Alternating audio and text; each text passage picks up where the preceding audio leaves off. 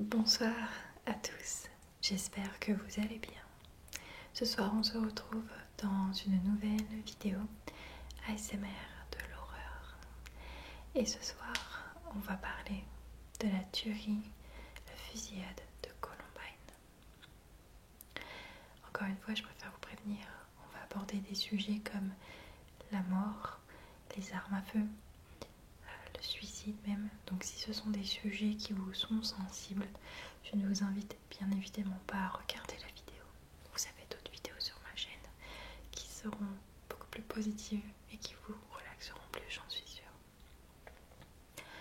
Il y a quelques années, sur les réseaux sociaux, est arrivée cette mode de sondage. Est-ce que vous préférez les chiens ou les chats, l'été ou l'hiver? Et il y a une question à laquelle j'avais du mal à me départager, c'était: est-ce que tu aimerais savoir quand tu vas mourir ou comment tu vas mourir? Dites-moi vous en commentaire ce que vous auriez personnellement. Moi je ne répondais jamais quand, mais plutôt comment. Et puis avec le temps, j'ai commencé à me rendre compte que je ne souhaiterais connaître ni l'un ni l'autre. Bien évidemment parce que je suppose, j'espère que je partirai, que je mourrai d'un âge assez avancé, de vieillesse. Mais je suis persuadée que si cette question avait été posée aux élèves de Columbine, ils auraient aimé savoir quand, mais surtout comment.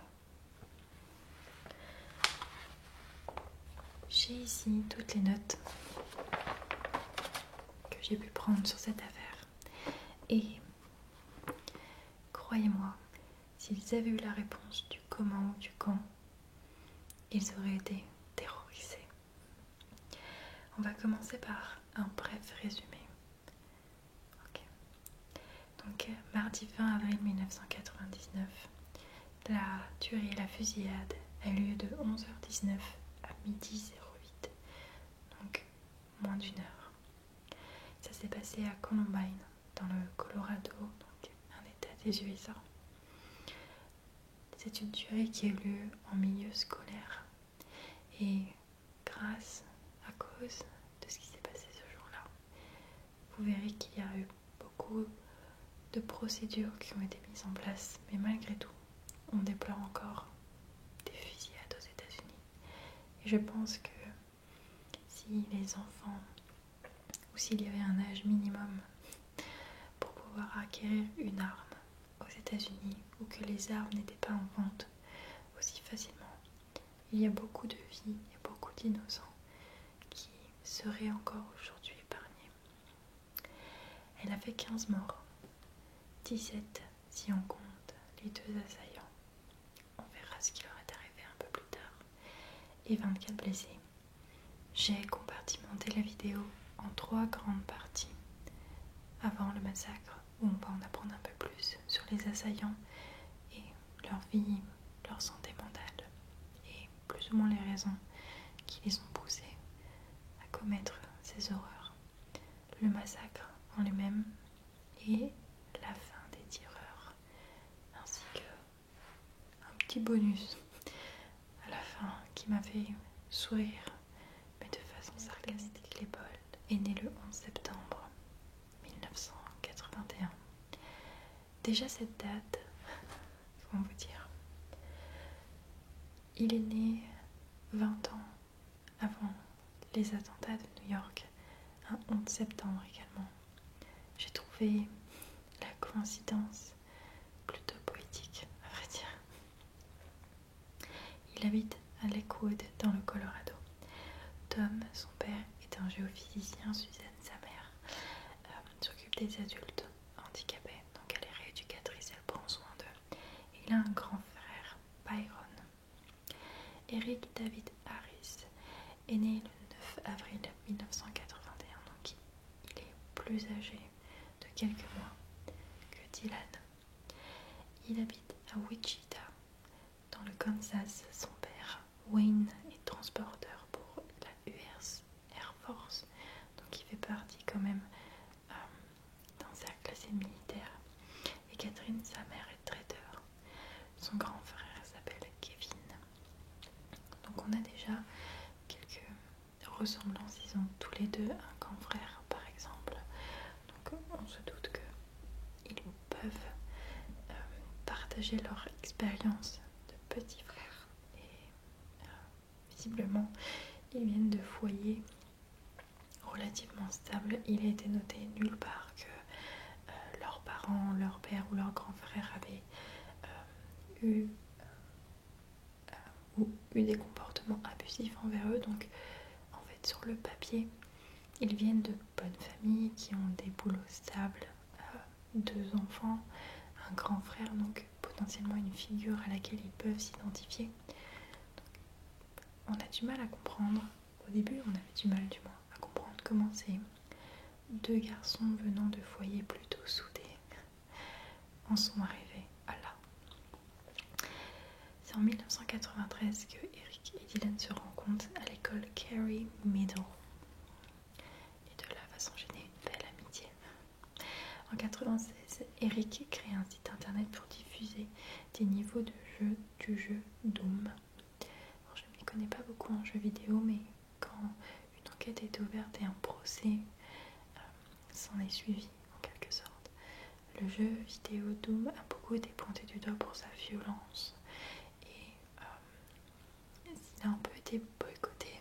Je ne sais pas si vous y avez joué ou si vous y jouez encore, mais à ce moment-là il a beaucoup été mis en lumière pour surtout les créateurs, pour leur participation involontaire dans l'esprit de ces jeunes garçons qui les a amenés à commettre ces atrocités. Mais le site finit par devenir un peu son journal intime. Plus le temps passait, plus les propos devenaient violents envers tout et n'importe quoi. La politique, les voisins, les personnes de son école. Il finissait vraiment par être... C'était limite du harcèlement, mais caché, puisque peu de personnes au début n'avaient accès à cette page-là. Puis il commence à publier. Et ça, c'est là où il y avait déjà un petit indice. Il commence à publier des méthodes de fabrication d'explosifs. Le site n'avait pas beaucoup d'audience jusqu'en 1997, lorsqu'il publie des menaces de mort envers un ancien camarade, Brooks Brown, dont on reparlera un peu plus tard. La mère du jeune homme porte plainte, une enquête est ouverte. Donc, il y a des policiers qui viennent enquêter sur Eric, en fait, et qui ont eu probablement accès à ce site internet et à d'autres, à d'autres journaux, peut-être papier, lettres qu'il a pu écrire, en fait, en manuscrit. Michael Guerra, l'adjoint du shérif, enquête et va découvrir que Eric avait publié une liste d'étudiants et d'enseignants à abattre en premier. Donc ils font cette découverte et c'est là où on peut faire une pause de quelques secondes et se demander qu'est-ce qui n'a pas tourné rond, en fait, puisque on sait ce qui va se passer après. On sait que Eric et Dylan vont ouvrir le feu dans une école et faire des morts et des blessés. Mais il y a eu une enquête avant tout ça dans laquelle on a découvert que visiblement il avait déjà des intentions peu correctes envers ses enseignants et ses camarades de classe. Et malgré ça, malgré la découverte des policiers, on en est quand même arrivé à ce drame du 20 avril 1999. L'idée de mourir ou de tuer ceux qui ne l'aimaient pas était clairement présente dans la tête d'Eric. Il avoue même avoir fait des explosifs. Malgré une demande de perquisition dans la maison des Harris de la part de Guerra, le juge ne l'a jamais reçu. Et là, c'est là où il y a une faille dans le système, en fait. C'est que ce policier, monsieur Guerra, avait pressenti que quelque chose n'allait pas, avait sensation, le feeling que ça irait peut-être plus loin. Et il a fait les démarches en fait. Mais le juge ne l'a jamais reçu. Mais si tu as vraiment un doute sur la capacité ou non d'une personne à commettre un meurtre de masse, en fait, des crimes, t'appelles en fait le bureau.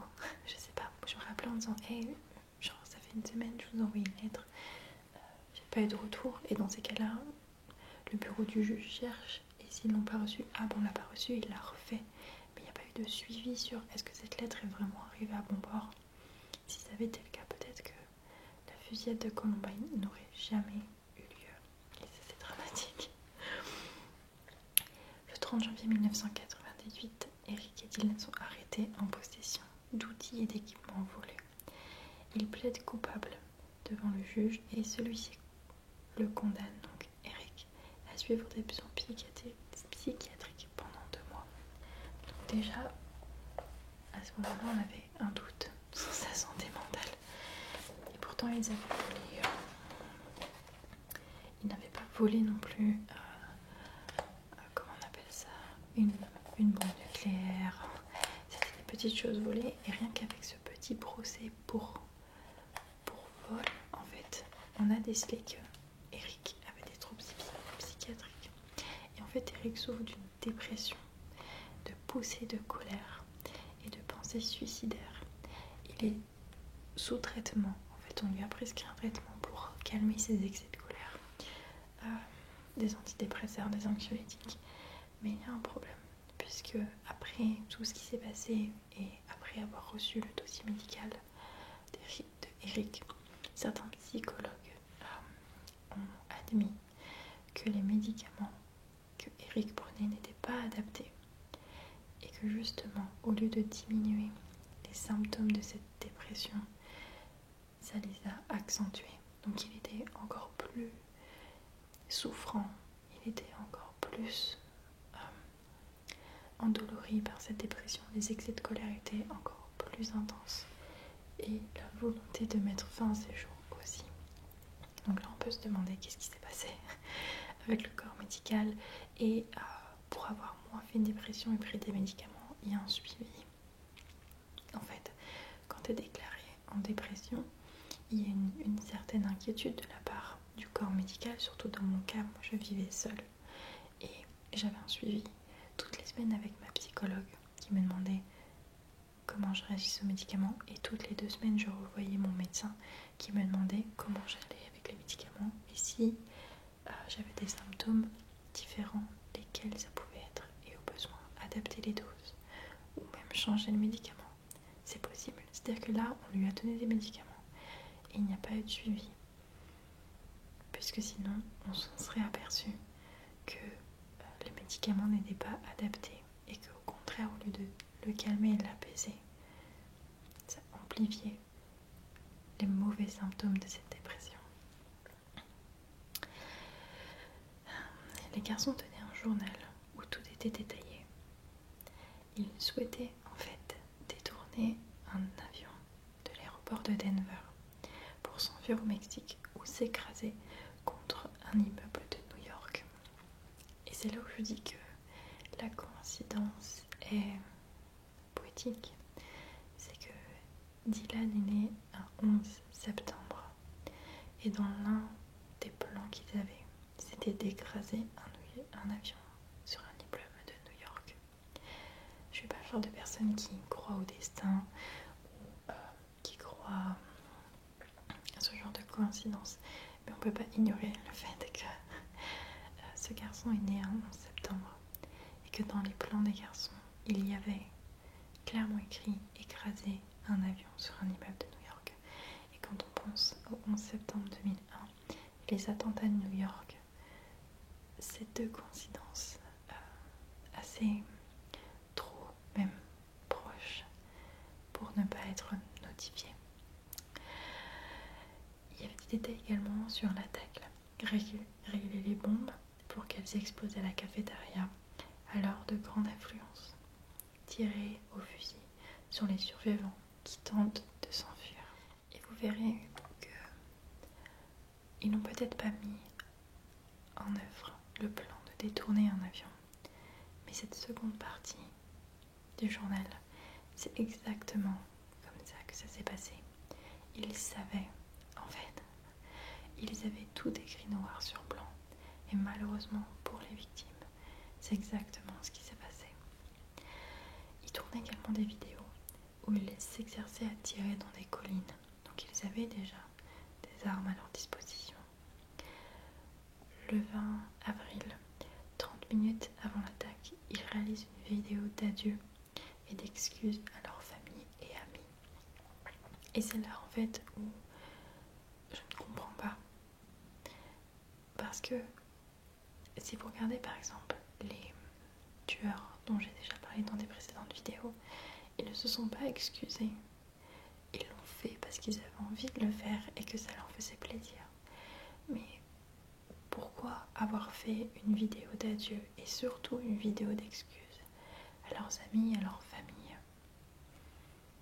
On a l'impression qu'ils n'avaient peut-être pas envie de le faire finalement. Mais alors pourquoi est-ce qu'ils l'ont fait? Est-ce qu'ils ont été poussés? Est-ce que quelqu'un les a endoctrinés? Je connais peu de personnes qui, sur tous les sujets que j'ai pu voir, ont fait des tueries, ont assassiné, tué. Mais avant de faire tout ça, on fait une vidéo d'excuses. Pourquoi? Ça prouve qu'ils n'avaient peut-être pas envie de le faire ou qu'ils savaient que c'était mal. Qu'ils savaient en fait au fond d'eux que ça allait rendre leur famille et leurs amis tristes, mais ils l'ont quand même fait. Malheureusement, ils ne sont plus en vie, donc personne ne pourra jamais comprendre pourquoi, personne ne pourra jamais les étudier et faire un profil psychologique pour réellement savoir ce qui les a motivés. Mais je pense que pour leur famille, ça a dû être très dur déjà quand tu apprends que ton fils, tes enfants sont responsables de la mort d'une quinzaine de personnes qui n'en sont pas sortis vivants, qu'ils en ont blessé 24 autres. Je pense que déjà le choc psychologique doit être important. Tu dois te demander qu'est-ce que tu n'as pas bien fait ou qu'est-ce que tu aurais pu faire pour éviter tout ça. Mais de trouver une vidéo en fait de ton propre enfant avant le massacre qui te dit pardon maman, pardon papa pour ce que je m'apprête à faire. Je pense sincèrement que les familles de Dylan et Eric ont dû souffrir incroyablement de la culpabilité, de la tristesse puisque leur enfant n'est plus là, des remords, des regrets, des questionnements. Ça n'a pas dû être facile pour eux puisque personne ne met au monde un enfant en espérant qu'il fasse une tuerie ou qu'il tire sur des élèves, des innocents. Et comme je l'ai dit, leur schéma familial n'avait rien d'inquiétant. Pas de violence conjugale, pas d'abus physique ou psychologique des parents aux enfants ou inversement. Ils n'ont pas grandi dans un climat de violence.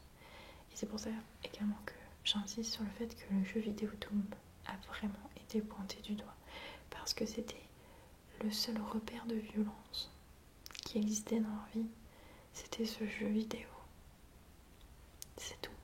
Dans l'attaque, les garçons achètent 2 armes 9 mm et 2 fusils de chasse calibre 12.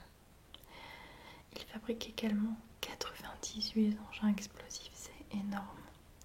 15 bombes au propane, 27 bombes tuyaux, 7 cocktails Molotov, 49 bombes au CO2, dont une en forme de roquette. Pareil, ils n'ont pas inventé ces bombes.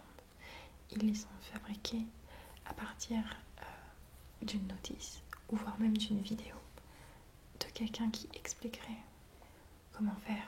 Et à cette époque-là, Internet c'était pas tout à fait nouveau, mais ça commençait à devenir révolutionnaire. On commençait à voir de tout émerger sur Internet, mais surtout trop peu de contrôle, des contrôles beaucoup trop faibles. Aujourd'hui c'est très réglementé et si on cherche sur notre barre de recherche des sujets comme comment fabriquer une bombe, bon si vous le faites une fois pour un cours de sciences vous n'aurez rien, mais je pense que si ça devient répétitif, ça va envoyer une alerte. Et à un moment, quelqu'un viendra s'inquiéter pour vous. Parce que vous aurez cherché tous les jours comment fabriquer une bombe, comment fabriquer une bombe, comment fabriquer une bombe, comment tuer quelqu'un, comment, je ne sais pas, comment créer des explosifs. Au bout d'un moment, ça va alerter en fait les autorités et ces sites sont très surveillés. En 1999, malheureusement, ce n'était pas le cas. On va attaquer la partie de la vidéo la plus délicate qui est le massacre en lui-même. Eric et Dylan arrivent à Columbine, 2 voitures séparées, le 20 avril 1999 à 11h10. Au moment en fait où ils déchargent leur voiture, il y a un étudiant, un jeune homme, qui vient les voir intrigués par ce qu'ils sont en train de faire et qui leur demande qu'est-ce que vous faites? Ce jeune homme, c'est Brooks Brown, le même Brooks Brown que Eric avait menacé de mort sur son site internet. À ce moment-là, il aurait pu le tuer puisqu'il avait déjà manifesté plusieurs mois à l'avance son envie de le faire sur son site internet. Et incroyable, mais il lui dit: écoute Brooks, je t'aime bien, va-t'en, rentre chez toi. Il l'a épargné. Personne ne sait pourquoi, puisque quelques mois auparavant, il avait des intentions de mort envers lui qu'il a clairement exprimées sur son site internet. Il aurait pu dire: parfait, tu es ma première victime. J'achève ce que j'avais dit sur mon site internet. Pam. Mais il l'a épargné. Plus tard, Brooks Brown a écrit un livre pour raconter un petit peu son expérience avec ces garçons et comment il a vécu et surtout survécu à cette tragédie du 20 avril 1999. Eric et Dylan vont se placer à l'extérieur du bâtiment, à l'extérieur de Columbine, à des points stratégiques, proches de la cafétéria. Mais de leur position, en fait, ils ont une vue claire et un angle de tir clair et précis des 2 sorties principales. Pendant ce temps-là, à 800 mètres dans un champ, une de leurs bombes explose. C'est là où ils ont été malins, si je peux me permettre, puisqu'ils ont fait exprès de créer une diversion. L'explosion était assez loin pour ne pas alerter les élèves à l'intérieur de l'établissement, mais assez importante également pour faire en sorte que les pompiers se déplacent et aillent éteindre le feu, contrôler, maîtriser l'explosion, mais surtout les forces de police. Puisque si les pompiers appellent en disant c'était volontaire, c'est une bombe, elle a explosé dans le champ, forcément la police, pendant 1 heure, 2 heures, va se mobiliser, va aller sur place, va ouvrir une enquête, va tenter le plus vite possible d'attraper les personnes qui ont posé cette bombe, puisque c'est une potentielle menace qu'une autre bombe peut être cachée dans la ville. Ils vont créer une diversion afin de pouvoir remplir leur destin funeste le plus rapidement possible, mais également le plus tranquillement possible. Eric et Dylan placent 2 bonbonnes de propane dans la cafétéria de 9 kg et les programment pour exploser à 11h17. Ils sont à l'extérieur, ils attendent, car ils savent que lorsque ça va exploser, en plus de blesser grièvement, voire peut-être de tuer des élèves à la cafétéria, heure de pointe, les élèves vont vouloir sortir.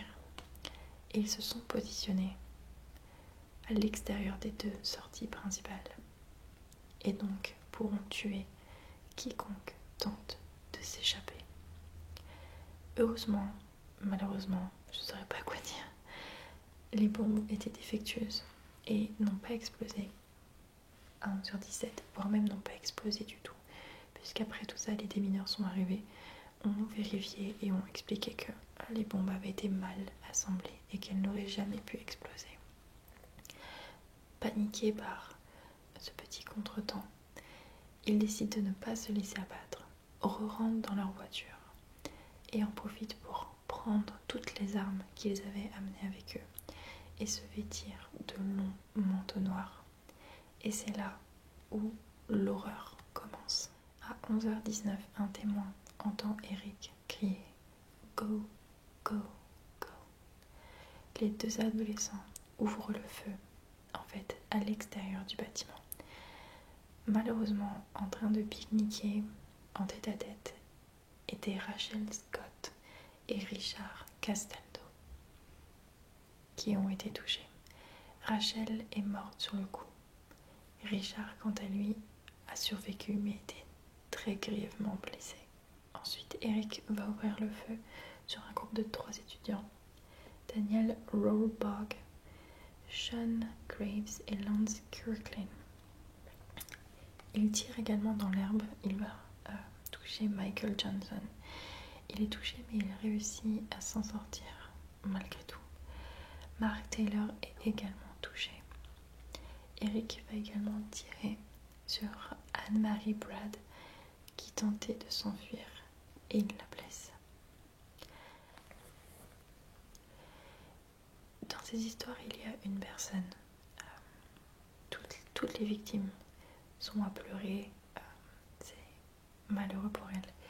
Mais il y a une personne en particulier, quand j'ai lu un peu sa malchance avec ces 2 meurtriers, j'ai eu un petit pincement au cœur pour elle. C'est une prof d'art plastique, en fait, de l'établissement Columbine, Patty Nielsen. Elle a entendu, en fait, des cris, des coups de feu, des personnes qui bougeaient, en fait, des bruits de foule. Et elle décide de sortir pour voir, en fait, ce qui se passait. Elle est accompagnée d'un élève, Brian Anderson. Ils se dirigent tous les deux à l'extérieur et elle aperçoit Eric et Dylan. Elle décide alors de les interpeller et de leur dire « Hey, qu'est-ce que vous faites ?» Parce qu'en fait, elle était persuadée qu'ils tournaient une vidéo amateur et que c'était faux, que personne n'était touché au sol, que c'était comme un projet de théâtre en fait. Dylan et Eric aperçoivent Patty et Brian et décident de tirer en leur direction. Heureusement, d'une certaine façon, en fait, il les manque. Mais ils tirent dans les vitres et Patty et Brian sont blessés avec des bouts de verre. Brian est au sol, à moitié inconscient, et Patty Nielsen arrive à s'échapper, s'enferme dans la bibliothèque et prévient la police. Ce qui m'a fait mal au cœur pour elle, c'est que si elle n'était pas sortie, elle n'aurait pas été blessée. Mais vous verrez par la suite que bravo à elle d'avoir appelé la police, puisque c'est grâce à elle que l'alerte a été donnée. Mais malheureusement, elle aura un sort un peu plus funeste. À 11h24, le premier officier de police arrive sur place et il commence à échanger des tirs avec Dylan et Brian. L'alerte est officiellement donnée. Malheureusement, le policier est à court de munitions, ce qui permet à Eric et Dylan de traverser un couloir pour se réfugier. Apeurés de voir la police arriver aussi vite, ils tirent un peu n'importe où, sans viser, pour se frayer un chemin entre les élèves. Stephanie Munson est touchée à la cheville, Dave Sanders à la poitrine, alors qu'il tentait de prévenir les élèves se trouvant dans la bibliothèque qu'ils devaient partir. Malheureusement, il est décédé à 15h des suites d'une hémorragie grave. Une de mes séries préférées, en quelque sorte, c'est American Horror Story. Vous pouvez la trouver sur Netflix, je pense. Et une de mes saisons préférées reste la première saison, puisque c'est là où on découvre réellement l'univers de la série. Et dans cette saison, l'un des personnages principaux qui est décédé, de son vivant, a été responsable d'une fusillade dans un lycée. Ce qui a beaucoup troublé les Américains quand ils ont vu cette saison sortir et surtout l'histoire de ce personnage, c'est qu'il ressemblait très étrangement à Eric et Dylan lors de la fusillade de 99. Ce qui a encore plus choqué les Américains, c'est que la scène de la bibliothèque durant laquelle il tue des élèves qui se cachaient en dessous des tables est tirée et copiée presque mot pour mot de la façon dont s'est déroulée la fusillade dans la bibliothèque. À 11h29, Eric et Dylan pénètrent dans la bibliothèque où se cachent 52 élèves et 2 professeurs, dont Patty Nielsen. Ils commencent à tirer sur les élèves couchés en dessous des tables, mais ils parlent aussi à certains d'entre eux avant de les abattre ou de les laisser partir, comme John Savage, qui était un ami de Dylan, deuxième personne épargnée. Et une séquence, un moment de cette fusillade qui était rapporté par des témoins, qui est controversé puisque on ne connaît pas la véracité de cette interaction. Cassie Bernal était cachée sous une table. C'est Eric qui l'a trouvée. Il déplace la table pour avoir une vue plus claire sur la jeune fille et lui aurait demandé « Do you believe in God ?» Est-ce que tu crois en Dieu? On se demande qu'est-ce qui peut se passer dans la tête de Eric pour poser cette question, en fait, à Cassie. Elle est croyante et pensant que lui aussi l'est, elle va répondre « Yes ». Oui. Elle se dit peut-être que si je lui parle de Dieu, il va comprendre que c'est mal ce qu'il est en train de faire et m'épargnera peut-être. Et beaucoup analysent la suite comme une façon un peu tordue, un peu psychologique de la part d'Eric de prouver que Dieu ne te sauvera pas. Car il finit par lui tirer dans la tête. Mais c'est là où il y a un bug dans la matrice et qu'on ne sait pas dire si c'est vrai ou pas, puisque cette partie est vraie pour le coup. Quand il lui a tiré dans la tête, le recul de l'arme a été si puissant que ça lui a cassé le nez. Donc on ne sait pas si c'est une légende urbaine, est-ce que tu crois en Dieu? Oui, bah Dieu ne te sauvera pas. Bam, 1000 filles quand même blessées, parce que quoi qu'il arrive, Dieu a une force divine, supernaturelle, qui fera qu'il te punira quoi qu'il arrive. C'est pour ça que beaucoup de personnes remettent ça en question. Le fait qu'il se soit cassé le nez avec le recul de l'arme, c'est vrai. Le dialogue qu'il aurait eu avec Cassie est remis encore aujourd'hui en question. C'est dans la bibliothèque qu'il y a eu le plus grand nombre de meurtres puisqu'il tue 10 personnes en 7 minutes. Blessé au nez, il décide tout simplement de prendre des bombes, de les lancer dans la bibliothèque pour qu'elles explosent en fait et qu'elles finissent le travail. Mais encore une fois, heureusement, ces bombes n'étaient pas fonctionnelles. Et puis quelque chose se passe dans le cerveau d'Eric. Il regarde Dylan et lui dit « Et si on commençait à poignarder les gens, ce serait beaucoup plus marrant. » Alors, ils mettent de côté leurs armes, sortent des énormes couteaux et commencent à s'attaquer aux gens et à les poignarder un par un. Selon moi, c'est là où il y a eu une vrille en fait. Je dis pas que tuer avec une arme à feu c'est moins bien ou autre, on est d'accord. Mais il y a la distance en fait, selon moi. Il y a la distance, on n'est pas près du corps, on n'interagit pas physiquement avec le corps de la personne. Pour poignarder quelqu'un, il faut être collé presque à sa victime, se débattre, la maintenir et sentir l'arme plonger dans le corps de sa victime et vraiment être en face de la victime quand la vie s'en va d'elle. Et puis avoir une certaine force musculaire aussi pour pouvoir se débattre et pour pouvoir prendre le dessus sur la victime. Je pense que c'est à ce moment-là que c'est plus juste devenu une tuerie, c'est devenu une vraie boucherie. À 11h42, ils sortent de la bibliothèque probablement parce que le nez de Eric était beaucoup trop esquinté, comme j'ai dit, il était cassé, il perdait beaucoup de sang. Ils décident de retourner dans la cafétéria et font peur en fait aux élèves pour qu'ils sortent et qu'ils puissent être que tous les deux dans la cafétéria. Et par rage, je pense que le plan ne se soit pas passé comme prévu, puisque les 2 bombes n'ont pas explosé, qu'il y a eu l'intervention de la police, qu'il s'est cassé le nez. Il commence à saccager la cafétéria au complet, il la détruit. À midi, il décide de retourner dans la bibliothèque. Donc il faut bien se rendre compte que ceux qui étaient blessés ou qui avaient survécu ont eu le temps de partir. Et quand ils y retournent, ils sont entourés en fait des cadavres, des corps de personnes qu'ils ont tuées. Ils échangent quelques coups de feu avec les policiers mais ne sont pas blessés. C'est à midi 08 qu'ils finissent par mettre fin à leur plan diabolique. Une fin qu'ils avaient déjà prévue dès le début,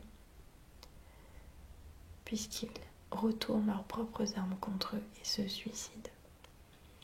Dylan meurt d'une balle dans la tête qu'il s'est lui-même administrée. Eric mettra son fusil dans sa bouche et pressera la détente. Ils sont tous les deux morts et le massacre est enfin terminé.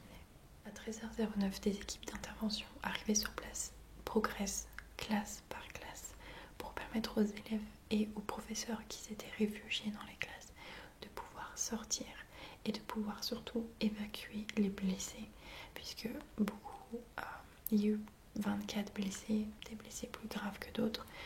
On a l'exemple de la jeune fille qui a pris une balle dans la cheville. Voilà, il fallait l'évacuer en urgence, la perte de sang, le fait qu'elle puisse pas se déplacer elle-même. Donc ils finissent par évacuer la totalité de l'école de Columbine. À 15h30, ils découvrent tous les corps dans la bibliothèque, avec également ceux de Dylan et Eric. Au total, ils auront fait 24 blessés, 13 morts et 15 si on compte les 2 assaillants, mais 13 morts et 24 blessés, c'est énorme, c'est incroyable. Et c'est là où il y a quelque chose que les policiers ont eu du mal à comprendre. Une fois que l'intervention était terminée, qu'ils ont fini par sceller l'école comme scène de crime, ils ont retrouvé les voitures des 2 garçons et un policier est arrivé sur place et s'est rendu compte qu'une des voitures avait une bombe, mais que celle-ci, comparée aux autres trouvées par les démineurs, n'était pas défectueuse et qu'elle avait un minuteur. Ils ont tenté de la désamorcer en vain et à 22h45, la bombe a explosé comme prévu. Elle n'a fait aucun blessé mais a complètement détruit les preuves qui pouvaient se trouver dans la voiture de Dylan et de Eric. Et c'est là où les policiers n'ont pas compris. Est-ce que c'était volontaire? Est-ce que la bombe avait mal été réglée? Et c'était plutôt midi 45 au lieu de 22h45. Est-ce que c'était une volonté parce que ils avaient prévu que le massacre dure plus longtemps, de faire des otages, de rester sur place, de négocier quelque chose. Mais d'un autre côté, ils avaient prévu en fait de se suicider puisqu'on a retrouvé une vidéo avec leurs adieux et leurs excuses à leur famille. Donc pourquoi la faire exploser à 22h45? Elle a détruit toutes les preuves. C'est un fait. Mais pourquoi 22h45?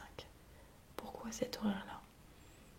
Si le plan n'avait pas fonctionné, est-ce que c'était un moyen de dire si on se fait choper avant qu'on ait le temps de faire au moins une victime, et bien à 22h45 on fera quand même exploser une bombe et du coup on aura au moins réussi un truc? Ils savent pas. La tuerie de Columbine, la fusillade, a énormément été médiatisée. Il y a beaucoup de témoins qui ont parlé Et surtout, il y a eu une remise en question de la part de l'État, en quelque sorte, de dire ok, comment est-ce qu'on pourrait améliorer ça, comment est-ce qu'on pourrait prévenir ce genre de situation, qu'est-ce qu'on pourrait mettre en place. Ils ont bien évidemment mis en place, comme ce sont des grands campus de grandes écoles, les professeurs sont tous munis ou d'un téléphone portable ou alors d'une radio pour pouvoir communiquer d'un autre bout à l'autre. Il y a des codes, il y a des procédures, les professeurs ont été formés à l'éventualité en fait d'une fusillade, c'est-à-dire que on forme le corps enseignant, non pas un exercice d'évacuation, mais à comment réagir si un élève pète les plombs et décide de créer une fusillade meurtrière dans une école et de s'en prendre à d'autres personnes. Et c'est là où je trouve que il y a un problème en termes au niveau du système américain. Déjà au niveau de la police, ils avaient retrouvé en fait, bien avant tout ça, une liste dans les affaires d'Eric de personnes à tuer. Et même si une perquisition était demandée, personne n'a fait le suivi pour être sûr que le juge ait bien reçu la lettre. Si ils avaient su, si la lettre n'avait jamais été reçue, s'ils avaient eu ne serait-ce que l'intelligence d'appeler, de dire hey, je vous envoie une lettre, c'est urgent, j'ai un doute, peut-être que Eric aurait été emprisonné et ça ne se serait jamais passé. Comment est-ce qu'ils ont réussi à se procurer toutes ces armes? Où est-ce qu'ils ont pu trouver des vidéos ou des notices pour fabriquer ces bombes? Personne ne saura. C'est, je pense, hormis le décès et les blessés de cette fusillade, je pense que la tragédie, c'est en fait de ne pas avoir pu les capturer vivants et pouvoir établir un profil psychologique et surtout pouvoir en fait pointer du doigt les personnes qui potentiellement sont responsables de l'état psychologique de ces jeunes hommes. Quand après tout ce qui s'est passé, on a reçu le dossier médical de Eric et que des psychologues ont dit attendez, les médicaments qu'il prend ne sont pas adaptés et au contraire sont probablement la cause de tout ça puisqu'ils ont amplifié son sentiment de solitude, son envie de suicide, ses rages de colère. Il y a eu un problème quelque part. Je pense pas que ça vienne dans le cadre de la famille puisque une enquête a été ouverte et comme je l'ai dit, ils venaient de familles stables, la mère travaillait, le père travaillait, ils gagnaient relativement bien leur vie, ils roulaient pas sur l'or mais assez pour pouvoir donner une bonne éducation à leurs 2 enfants. Ils avaient tous les 2 un grand frère, il n'y a jamais eu de cas de maltraitance de la part du grand frère au petit frère. Ils ont été éduqués, aimés, considérés de la même façon tous les 2. Et comme je vous ai dit un peu plus tôt dans la vidéo, la seule chose qui aurait pu faire naître cette violence et cette envie de violence à l'intérieur de ces 2 garçons, c'est un endoctrinement que les juges en fait, estiment avoir été transmis par les jeux vidéo, notamment le jeu vidéo Doom. Écoutez, c'est la fin de cette vidéo. J'espère que ça vous aura plu. J'ai décidé de faire une vidéo en soft spoken, pas en chuchotement, parce que j'ai un peu la gorge qui me gratte. Voilà. Et puis ça change, il en faut pour tout le monde. C'est un sujet différent à traiter. On parle pas de meurtrier à proprement parler, de serial killer peut-être. Et surtout, moi, j'ai la sensation en fait au fond de moi que ils n'avaient pas envie de le faire, que c'était presque un destin funeste, qu'ils savaient que ce qu'ils allaient faire allait faire du mal à leur famille. Ils se sont excusés en vidéo à leur famille et leurs amis. Ils ont épargné plusieurs personnes. Brooks par exemple, qu'Eric avait menacé de mort sur un site internet. Il aurait pu faire de lui sa première victime, il l'a épargné. John aussi, qui était un ami de Dylan. On ne saura jamais réellement ce qui les a poussés à commettre ça. Mais ce qui est sûr, c'est que peut-être qu'avec le bon soutien, une bonne aide et surtout un encadrement de la part de la justice un peu plus carré, ils n'auraient jamais fait tout ça, j'en suis persuadée. à me dire ce que vous en avez pensé en commentaire. Pour l'instant, j'ai déjà les sujets des prochaines vidéos ASMR de l'horreur. Si vous avez des idées, n'hésitez pas à me les donner en commentaire, bien sûr. Et puis, écoutez, on se retrouve dans une prochaine vidéo très vite, plus joyeuse.